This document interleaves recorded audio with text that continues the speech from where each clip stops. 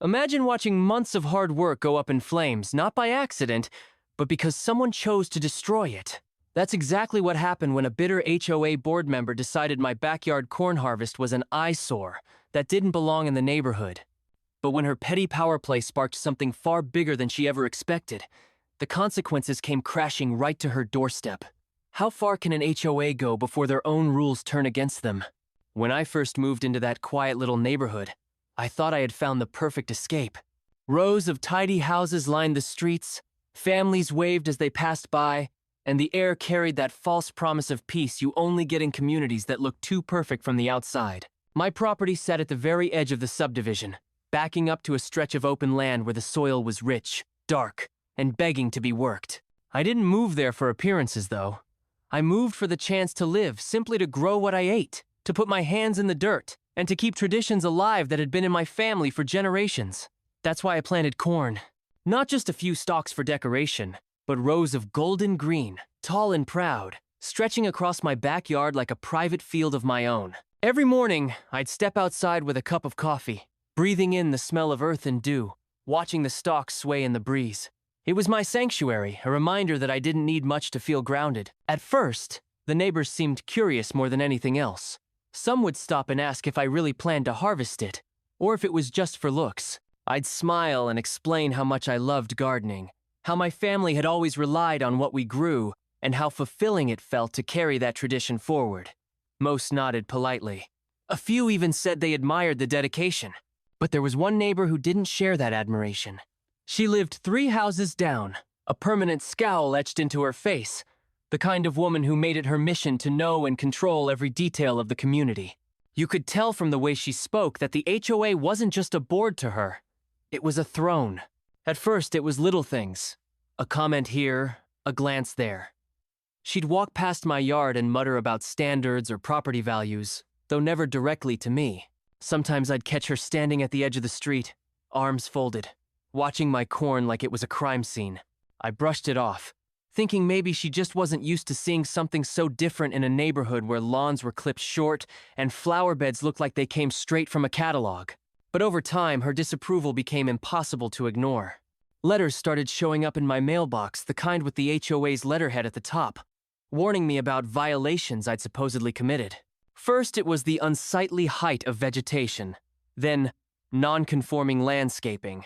Each notice carried the same tone, cold, official, and dripping with the threat of fines. I couldn't help but laugh at the absurdity of it. To me, corn wasn't unsightly. It was beautiful, alive, and full of purpose.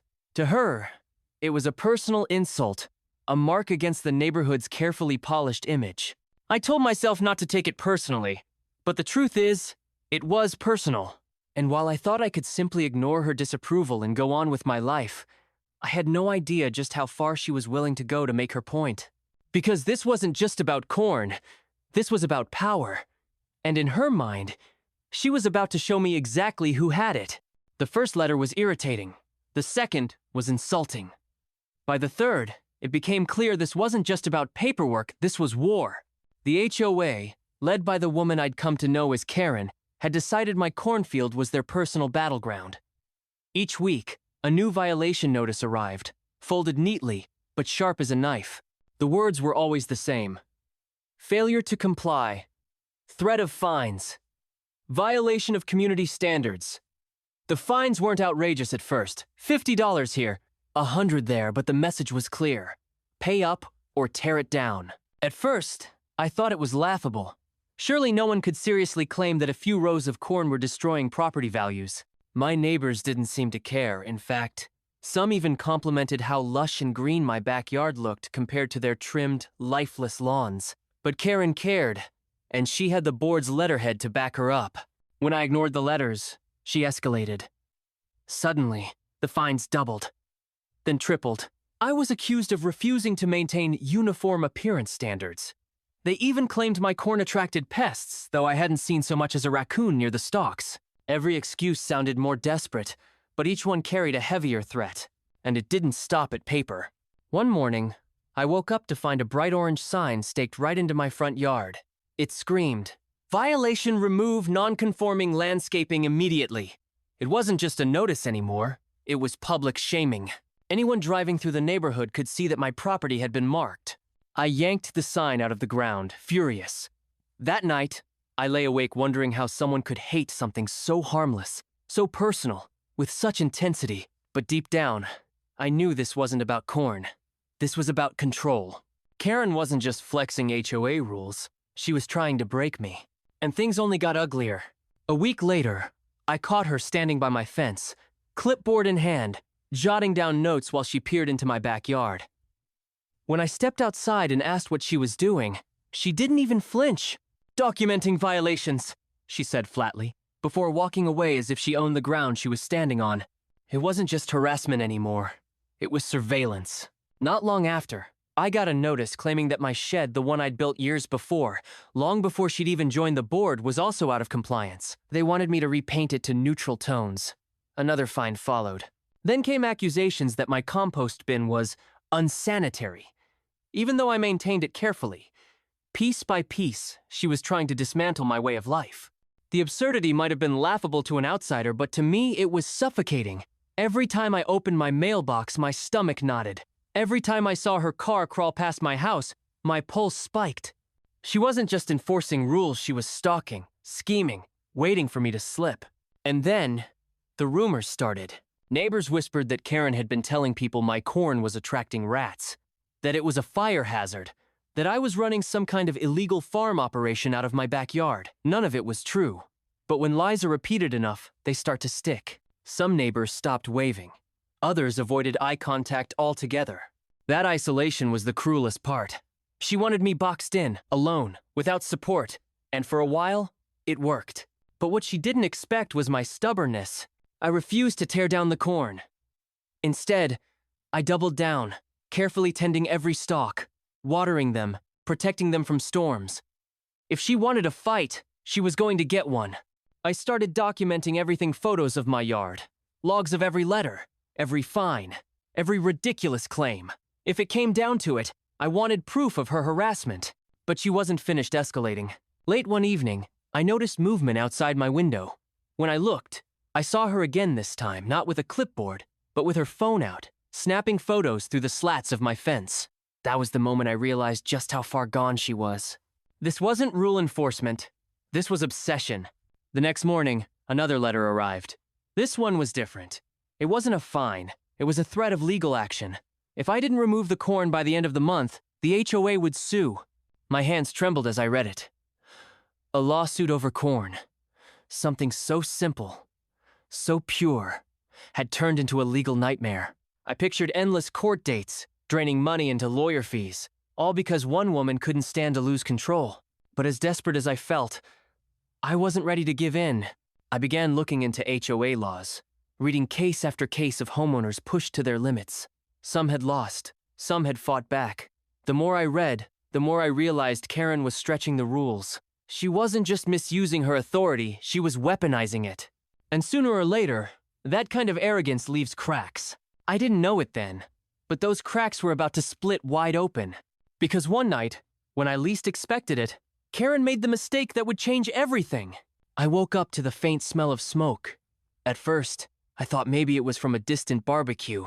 But when I looked out my back window, my heart dropped into my stomach. My cornfield, the rows I had tended for months, was glowing with flickers of orange. Flames licked the stalks, spreading fast, casting shadows that twisted and danced against the dark sky. I grabbed my phone and dialed 911, barely able to form words through the panic.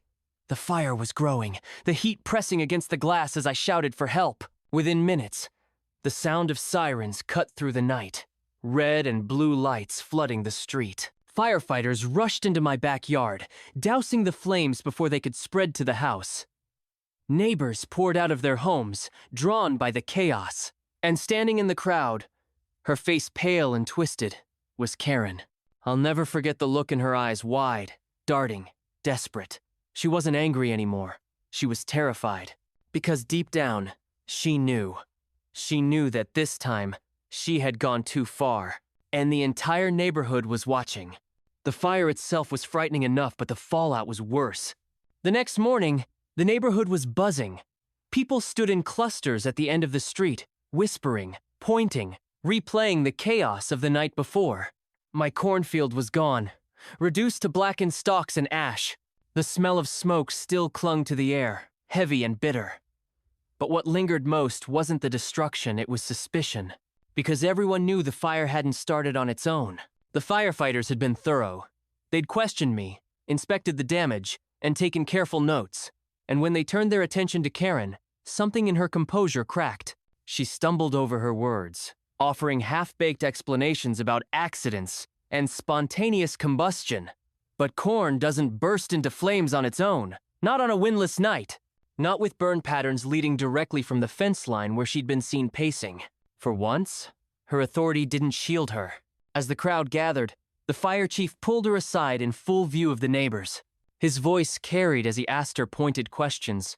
Where she'd been, what she'd seen, why multiple witnesses claimed she'd been lurking near my property just hours before the flames broke out.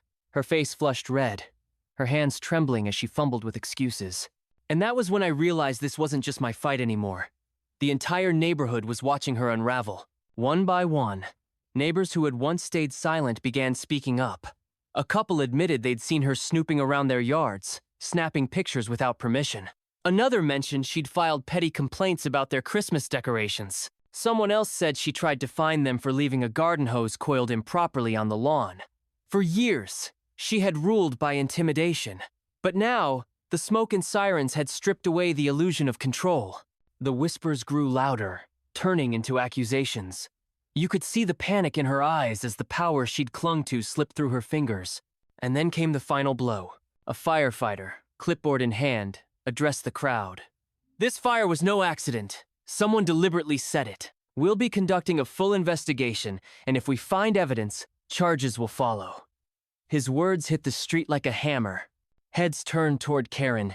Neighbors exchanged knowing glances. She tried to speak, but her voice faltered under the weight of dozens of eyes burning into her. The HOA queen, the self-proclaimed guardian of community standards, was suddenly the pariah. And in that moment, I didn't need to raise my voice, didn't need to accuse her. The silence did it for me. Her own reputation, once untouchable, was now smoldering just like the ashes in my backyard. For months, she had hidden behind rules, fines, and threats. But here, under flashing lights and the judgment of her peers, the truth was undeniable. She wasn't enforcing order. She was destroying it. And for the first time, she had no escape. When the smoke cleared literally and figuratively, everything looked different. My backyard was scorched, blackened soil where once proud green stalks had stood. The loss stung. Months of work, care, and tradition had turned to ash in a single night. But strangely enough, I didn't feel defeated. For the first time since this entire ordeal began, I had something Karen couldn't twist, couldn't fine, couldn't bury under HOA letterhead. The truth. The fire investigation dragged on for weeks. Firefighters came back, inspectors walked the property, and neighbors gave statements. Word spread quickly, and soon the entire community knew that the flames hadn't been an accident. There had been intent behind them. Malice. And though Karen never admitted it outright, she didn't have to. Her silence was damning enough. She stopped walking the streets with her clipboard. The car that once crawled past my house at a snail's pace now sped through the neighborhood without stopping. When she did show her face, it was pale, tight, and nervous, as though every set of eyes was a spotlight trained on her. For years, she had been the self-appointed enforcer, the one who made others feel small, powerless, ashamed. But after the fire, the roles reversed. She was the one shrinking under the weight of whispers, the one being watched, judged, and avoided. Her throne had collapsed into ashes right beside my cornfield. And then came the meeting. The HOA board gathered in the clubhouse, as they did every month. But this one was different. Chairs filled quickly. Neighbors who usually skipped these sessions suddenly eager to attend. I sat in the back, silent, letting the tension roll over me like waves. Karen took her usual seat at the head of the table, or at least, she tried. The board president cleared his throat, shuffled papers, and announced that the agenda would begin with recent events. All eyes shifted to her. For the first time, she looked small in that chair. Her confidence gone, her hands wringing nervously in her lap. Neighbors spoke one after another. Some talked about the fire, others brought up old grudges, fines for silly reasons, letters over garden gnomes, harassment for things as trivial as the shade of mulch. The dam had broken, and years of resentment poured out in one unstoppable flood. Karen tried to defend herself. She called the fire tragic, tried to insist that her actions were always about maintaining standards. But no one was buying it anymore. Too much had been seen, too much had been heard, and too many people were ready to be done living under her thumb. By the end of the night, a vote was called. The motion: remove her from the board permanently. The tally wasn't even close. One by one, hands went up, voices called aye, and the reign of the so-called HOA queen was over. She walked out of that meeting without looking back. And from that day on, she was never the same. The clipboard disappeared. The letters stopped. The gossip faded into silence. She became a ghost in the very neighborhood she once ruled with an iron fist. As for me, I didn't rebuild the cornfield right away. Part of me needed time to breathe, to let the land rest and recover, and to let myself recover too. But in the months that followed, something remarkable happened. Neighbors who had once avoided me started stopping by again.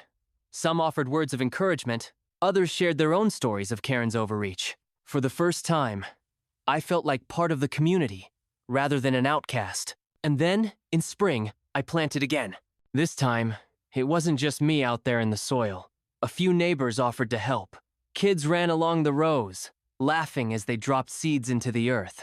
What had once been my personal sanctuary became something bigger, a symbol. The corn grew taller, stronger, brighter than before, a testament to resilience in the face of spite. Every morning, I'd step outside with my coffee and look at those rows swaying in the breeze, golden green against the sky, and I'd feel something Karen could never take away. Peace. The long-term consequences for her? Well, word spread beyond our neighborhood.